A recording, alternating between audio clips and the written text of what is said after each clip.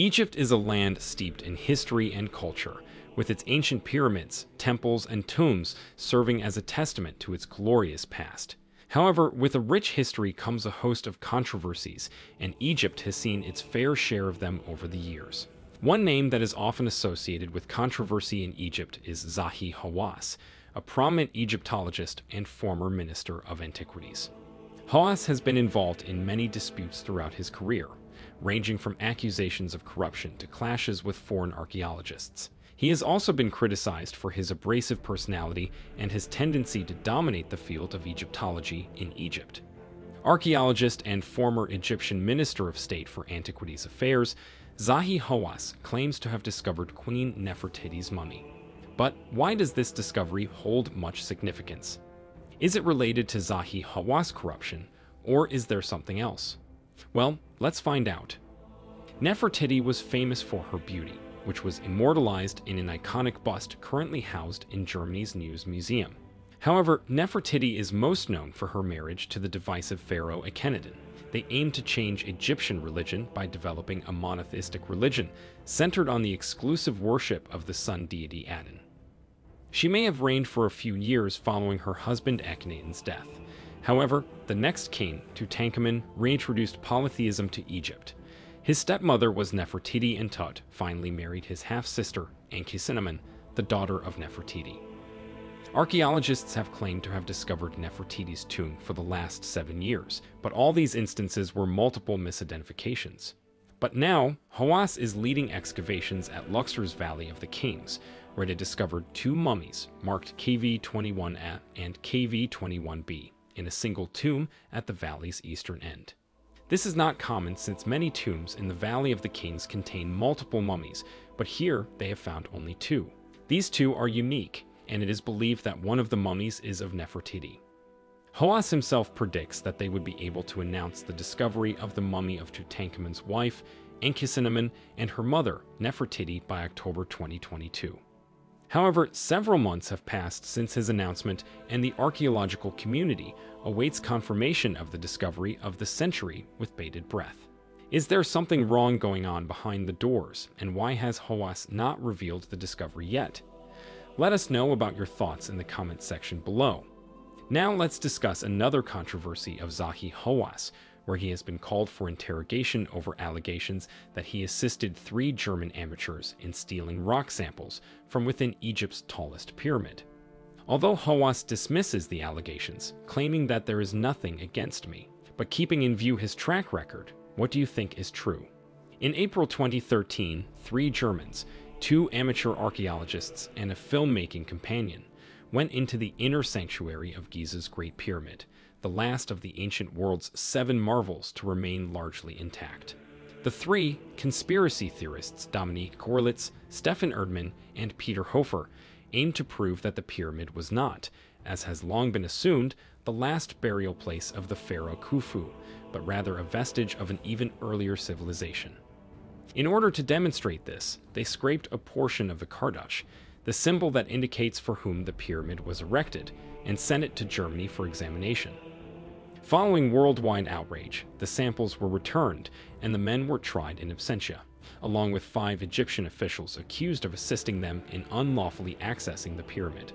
All 8 were found guilty after a trial in which the 5 officials alleged that Hawass, a controversial former Antiquities minister, had assisted the theft of the samples while filming a documentary on the Kardash.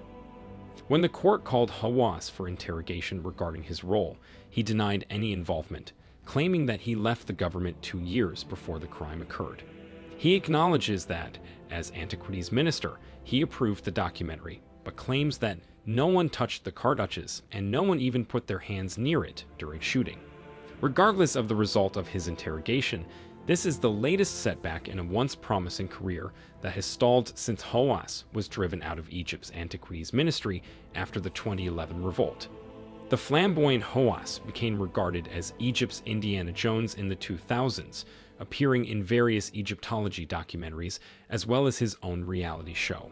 Time magazine named him one of the world's 100 most important people in 2006, and he subsequently placed his name on a brand of khaki pants. When dictator Hosni Mubarak was deposed, Hawas was stained by association, and although remaining in office for a few months, he resigned under a cloud of unproven corruption claims.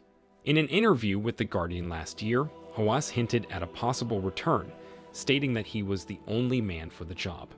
"It's a gift from God," Hawas stated of his leadership abilities. "When I talk, people listen to me, and when others talk, people sleep," he subsequently said. "I don't see why people are criticizing me on this. I put Egypt in everyone's hearts all across the world. Previously, only foreigners did that. I traveled to England and got in a lift, and when she saw me, she collapsed.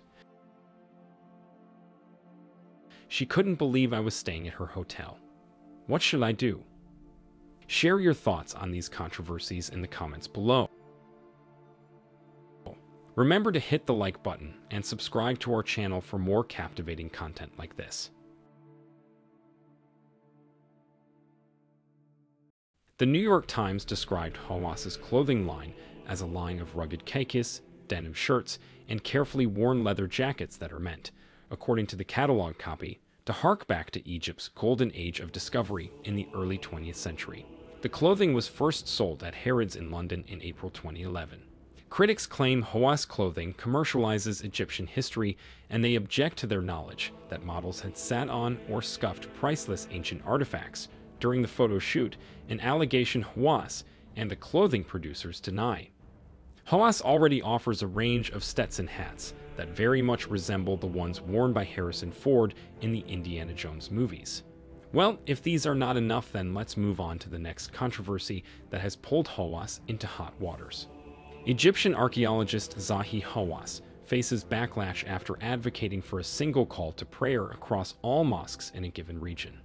In Egypt, recent remarks by prominent Egyptian archaeologist and former Minister of Antiquities Zahi Hawass questioning the necessity to increase the call to prayer came as a shock.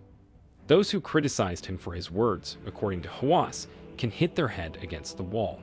Egyptians are extremely proud of Hawass, who has added value to Egyptian archaeology. Al-Azhar professor Ahmed Karima told Al-Monitor, "But I believe he would have been better off not making these pronouncements, particularly as deciding is not within his purview." Karima urged the Endowments Ministry to choose the greatest voices to conduct the call to prayer.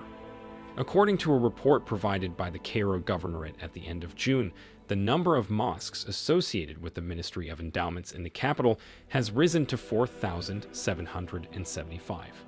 Thank you for watching this video about the controversy surrounding Zahi Hawass. We hope you found it informative and thought-provoking. Don't forget to like and subscribe to our channel for more content like this.